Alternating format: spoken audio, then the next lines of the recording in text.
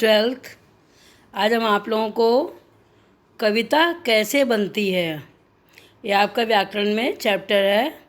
कविता, नाटक, कहानी, ये सब आपके कोर्स में है, ठीक है। इसे शॉर्ट क्वेश्चंस आते हैं और हम आप लोगों से पढ़ाएंगे कविता कैसे बनती है। कविता हम लोग जब छोटे होते हैं बच्चे, उसी समय उनके अंदर से कविता की लोरी के रूप में जागृत होती है। इसमें इसके जो पॉइंट्स हैं वो हैं: कविता क्या है, कविता कैसे बनती है, शब्दों का चयन, कि शब्द किस प्रकार से हम उसमें चयन करते हैं शब्दों का, बिंब और छंद क्या हैं, कविता की संरचना और कविता के घटक, ये सारे पॉइंट्स हैं। इन्हीं के अंतर्गत जो है आप लोगों से क्वेश्चंस एग्ज़ाम में आएंगे, ठीक है।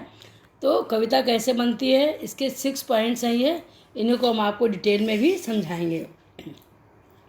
इसमें देखिए, जॉर्ज लुइस बार्खेस ने कहा है, ये अर्जेंटीना के स्पेनिश लेखक हैं, इन्होंने लिखा है, कविता कोने में घात लगाए बैठी है या हमारे जीवन में किसी भी क्षण बसंत की तरह आ सकती है। कि कविता के लिए हमें कोई विशेष प्रयास नहीं करना पड़ता, बल्कि हमारे मन के अंदर होती है, और जैसे ही समय आता है वैसे ही अचानक हमारे मुंह से कविता जो है वो निकल पड़ती है। तो कविता जो है हमारे हर व्यक्ति के अंदर होती है, घात लगाए बैठी है, और किसी भी समय जो है वो किसी भी रूप में प्रकट हो सकती है। अब देखिए कविता क्या है। कविता साहित्य की विभिन्न विधाओं में अपना विशिष्ट स्थान रखती है। विशिष्ट माने विशेष स्थान रखती है, और भारतीय साहित्य के लगभग हर आलोचक ने अपने अपने ढंग से इसे परिभाषित किया है। ये कविता जो है वो उसकी परंपरा क्या है, कविता कैसे प्रकट होती है, कविता का जन्म कैसे होता है। वाचिक परंपरा के रूप में जन्मी कविता आज लिखित रूप में मौजूद कविता हमारी संवेदनाओं के निकट होती है। संवेदना मीन्स भावनाएं, हमारी भावनाओं के बहुत निकट होती है कविता। कविता के मूल में संवेदना है, राग तत्व है। यह संवेदना संपूर्ण सत्य से जुड़ने और उसे अपना बना लेने का बोध है। बोध मीन्स ज्ञान है। साहित्य की किसी भी विधा की रचना प्रक्रिया और सृजन अपने मन के अनुसार करना मानव स्वभाव का अंग है, कि हम किस प्रकार से उसका सृजन करते हैं, कैसे उसका निर्माण करते हैं, और अपने मन के अनुसार मानव जो है वो उसी अपने स्वभाव के अनुसार उसे जो है वो रूप प्रदान करता है। अब देखिए कविता कैसे बनती है। कविता लेखन के बारे में 2 मत हैं। कविता रचने की प्रणाली बताई या सिखाई नहीं जा सकती, कविता बनाई नहीं जाती, वो तो बन जाती है। यहाँ विषय नहीं, संवेदनशील दिल की ज़रूरत है। देखिए कविता जो है वो हमारी भावनाओं का प्रारूप है, कि हमारे मन में कैसी भावनाएं हैं, संवेदनाएं हैं, जो समाज के प्रति होती हैं, परिवार के प्रति होती हैं, देश के प्रति होती हैं, वही जो है वो वही भावनाएं, वही संवेदनाएं जो है हमारे दिल से बाहर निकलती हैं। नेक्स्ट है, कविता लेखन का प्रशिक्षण नहीं कहीं दिया जाता है। ये कभी कभी लोग कविता लिखने की प्रक्रिया बताते हैं, सिखाते हैं, लेकिन इसमें जो है कवि जो है वो जन्मजात होता है, उसको बाहरी चीज़ें जो हैं वो अधिक प्रभावित नहीं करती हैं।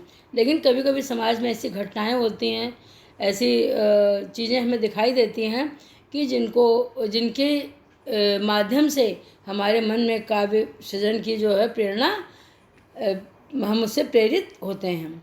अच्छी कविता बार बार पढ़े जाने को आमंत्रित करती है, आपसे प्रश्न करती है। देखिए जो अच्छी कविता है हमारे मन को जो छू जाती है, हमारे दिल को जो छू जाती है, वो कविता हम बार बार पढ़ते हैं और हम उससे प्रश्न करते हैं कि ऐसा क्यों है। सुने और पढ़े जाने के बाद भी वह स्मृति में बची रह जाती है, कि हमारी यादों में जो है वो बची रह जाती है। पाठक उसके बारे में बार बार सोचता है कि ये कविता क्या है, इसके बारे में उसे बार बार जानने की जिज्ञासा होती है उसके मन में। क्या कविता को अन्य कलाओं की तरह सिखाया जा सकता है? कवि कह रहा है इसमें लेखक कि क्या हम कविता को जो है अन्य कलाओं की तरीके से सिखाएं, जैसे हम ये और कलाएं सीखते हैं। जीवन में बहुत सारी कलाएं होती हैं, बोलने की कला है, दूसरों से के सामने बात करने की कला है। बातचीत में आपने बालकृष्ण भट्ट का एक चैप्टर है बातचीत। तो ये सब चीज़ें, ये बहुत सारी कलाएं हैं जो हम समाज में सीखते हैं। कविता एक ऐसी कला है जिसमें किसी बाहरी उपकरण की मदद नहीं ली जा सकती। उपकरण मीन्स किसी भी कोई ऐसी चीज़ जो है वो कविता के लिए ज़रूरी नहीं होती, किसी वाद्य यंत्र की आवश्यकता नहीं होती। कवि की कठिनाई क्या है? उसे भाषा के उन्हीं उपकरणों से काम लेकर कुछ विशेष रचना है जो विभिन्न विषयों एवं हमारे दैनिक जीवन का माध्यम है। वह अपनी मर्जी से शब्द जुटाता है और लय से गठित करता है। कि कविता जो है वो शब्दों का खेल है। कविता क्या है? कविता शब्दों का खेल है। कभी कभी हमारे मन में ऐसी भावनाएं आती हैं, तुकबंदी भी हम करने लगते हैं, तो तुकबंदी भी जो है वो हमारी कविता का रूप धारण कर लेती है। कभी कभी अचानक हमारे मुंह से ऐसे शब्द निकल जाते हैं कि वो कविता बन जाते हैं। उसमें लय की ज़रूरत होती है ना। कविता जो है वो लयात्मकता उसमें होनी चाहिए। नेक्स्ट है आपका शब्दों का चयन। कविता का पहला उपकरण है शब्द। शब्दों के मेल जोल कविता की प्रथम शर्त है। अभी हमने आपको बताया है कि कविता जो है शब्दों का खेल है।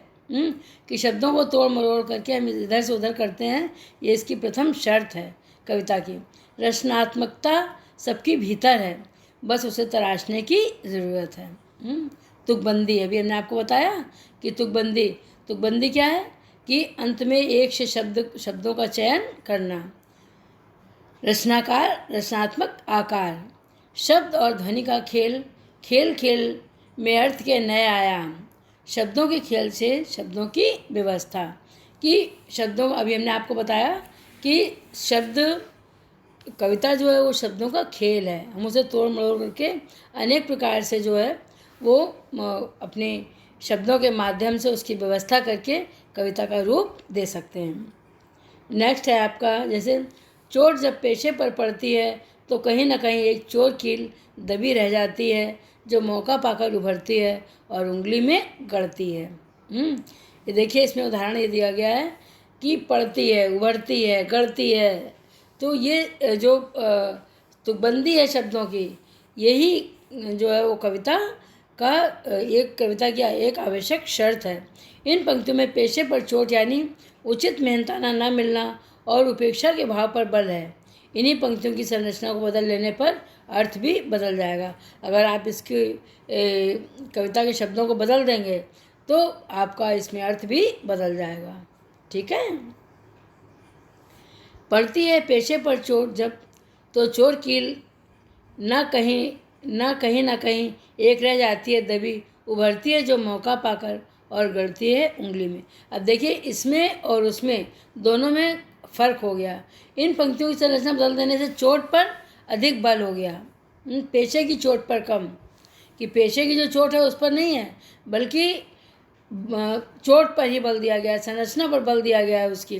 कि जब ऊपर की पंक्तियों में पेशे की चोट पर अधिक बल है, इसी तरह दोनों कविताओं के रेखांकित शब्दों पर ध्यान दें और सोचें कि वाक्य संरचना कविता में क्या महत्व होता है। देखिए, कविता में शब्दों को अगर हम इधर उधर कर देते हैं तो उसका अर्थ ही बदल जाता है। जैसे भी आपने पढ़ा उसमें और इसमें, दोनों में आप देखिए कि जो मौका पाकर और उंगली और गड़ती है उंगली में, कि मौका पाकर के उंगली में गड़ती है, जबकि पहले क्या बताया गया है कि स्वयं चुभती है वो। कविता में शब्दों के पर्याय नहीं होते। उपर्युक्त पंक्तियों पर ध्यान दें। यदि पहली पंक्ति में चोट की जगह मार शब्द रख दें तो कविता का भाव बदल जाएगा। पेशे पर मार, चोट की जगह क्या शब्द कर दें? मार, तो कविता का अर्थ ही बिल्कुल बदल जाएगा। चोट शब्द मोची के संदर्भ में भी एक अलग हथौड़े की चोट रखता है। कि हथौड़े की चोट जो है वो मोची के अर्थ में है कि जूता जब मोची इसमें चोट मारता है तो उसकी कील जो है वो अगर ज़रा सी भी निकली रह जाती है, ठीक से नहीं गड़ पाती, तो वो उंगली में गड़ती है। अब देखिए, बिंब और छंद। कविता को इंद्रियों से पकड़ने में सहायक है। कि बिंब और छंद, बिंब होता है कि कविता को बांध लेना। कविता को बांधना जो है उसको पकड़ना, ये कविता की आवश्यक शर्त है। बाहरी संवेदनाएं मन के स्तर पर बिंब के रूप में बदल जाती हैं। तट पर बंगलों सी वृद्धाएं विधवाएं जब ध्यान में मगन, मंथर धारा में बहता जिनका अदृश्य गति अंतर्रोदन। तट पर बगुलों की सी वृद्धाएं, बगुले सफ़ेद होते हैं, तो कवि ने उसकी तुलना किससे की है कि विधवाएं ऐसा लग रहा है कि जैसे ध्यान और जप में जो है वो मगन है। मंथर धारा में बहता जिनका दृश्य गति अंतर्रोदन, कि जो धारा बह रही है पानी की, उसमें ऐसा मालूम पड़ रहा है कि जो हमें दिखाई नहीं दे रहा है उनका रोदन बह रहा है। ऊपर की पंक्तियों को ध्यान से पढ़ें। बगुलों सी वृद्धाएं विधवाएं पढ़कर आपकी स्मृति में बगुले का आकार, उसकी सफ़ेदी और वृद्ध विधवाओं के घुटे हुए सिर के कारण गर्दन का आकार तथा उसके सफ़ेद वस्त्र जो है वो एकाकार हो जाते हैं। दोनों की तुलना कवि ने की है। दोनों जब हम कविता को पढ़ते हैं तो दृश्य जो है वो हमारे सामने साकार हो जाता है। सुमित्रानंद पंत ने कविता के लिए चित्र भाषा की आवश्यकता पर बल दिया है कि कविता जब हम पढ़ें तो उसका चित्र जो है वो हमारे सामने उपस्थित हो जाए, क्योंकि चित्र बिंबों का प्रभाव मन पर अधिक पड़ता है। दृश्य बिंब अधिक बोधगम्य होते हैं। दृश्य बिंब की जो कविता हम पढ़ रहे हैं उसका जो अर्थ वो भाव है वो हमें सामने ऐसा लगे जैसे दिखाई दे रहा है, इसे हम दृश्य बिंब कहते हैं। क्योंकि देखी हुई हर चीज़ हमें प्रभावित करती है। सुन करके हम ज़्यादा प्रभावित नहीं होते जितना कि हम देख कर प्रभावित होते हैं। कविता की रचना करते समय शुरुआत में धीरे धीरे दृश्य और श्रव्य बिंबों की संभावना तलाश करनी चाहिए। ये बिंब सभी को आकृष्ट करते हैं। दृश्य बिंब और श्रव्य बिंब, श्रव्य माने सुनना और दृश्य माने दिखाई देना, देखना। इससे किसी विचारक ने यह कहा है कि कविता ऐसी चीज़ है जिसे 5 ज्ञानेंद्रियों स्पर्श, स्वाद, दृश्य, घ्राण और श्रवण रूपी 5 उंगलियों से पकड़ा जाता है। जिस कवि में जितनी बड़ी ऐन्द्रिक पकड़ होती है वह उतना ही प्रभावशाली कविता रचने में समर्थ हो पाता है। ये सुमित्रानंद पंत जी ने कहा है। ये हमारे 4 स्तंभों में से हैं, प्रसाद, पंत, महादेवी और निराला जी जो हैं, उन्होंने कि कविता की जो पकड़ है वो ऐन्द्रिक होती है, और जो ऐन्द्रिक जिस कविता की जो पकड़ है, जो कवि उसे पकड़ लेता है वही प्रभावशाली कवि होता है। छंद आंतरिक लय कविता का अनिवार्य तत्व। इसमें निश्चित चरण, लय, गति, वर्ण, मात्रा तो गण से देखिए इसका नेक्स्ट है छंद आंतरिक लय कविता का अनिवार्य तत्व। निश्चित चरण, चरण जो है निश्चित होना चाहिए, रेगुलर। लय, गति, वर्ण, मात्रा तो गण से नियोजित पद रचना को हम छंद कहते हैं। मुक्त छंद में अर्थ की लय आवश्यक है। कवि को भाषा के संगीत की पहचान, ये नागार्जुन की कविता है आपकी, बादल को घिरते देखा है, ये उनकी कविता का शीर्षक है। अमल धवल गिर के शिखरों पर बादल को घिरते देखा है, छोटे छोटे मोती जैसे उनके शीतल तुहिन कणों को मानसरोवर के उन सरलों कमलों पर गिरते देखा है, बादल को घिरते देखा है।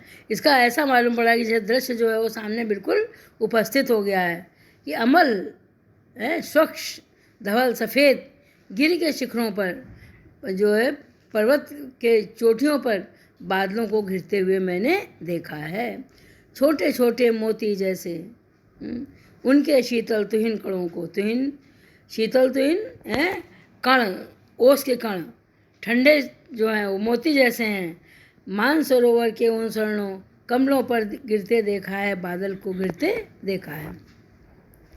धूमिल की रचना मोचीराम से। बाबूजी सच कहूँ मेरी निगाह में ना कोई छोटा है ना कोई बड़ा है, मेरे लिए हर आदमी एक जोड़ी जूता है जो मेरे सामने मरम्मत के लिए खड़ा है।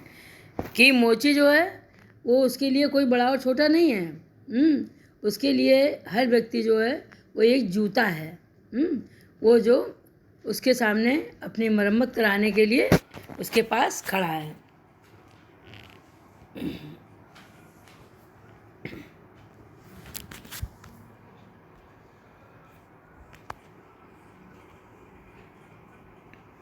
देखिए, अकाल और उसके बाद नागार्जुन।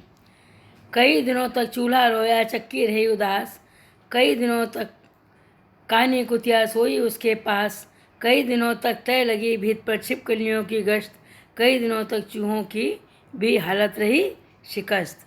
अब इसमें तुकबंदी है। कविता क्या है? ये तुकबंदी है। दाने दाने आए घर के अंदर कई दिनों के बाद, धुआं उठा आंगन से ऊपर कई दिनों के बाद, चमक उठी घर भर की आंखें कई दिनों के बाद, कौवे ने खुजलाई पाखें कई दिनों के बाद। ये समझाने की आवश्यकता नहीं है, ये आप लोगों की समझ में आ गया होगा।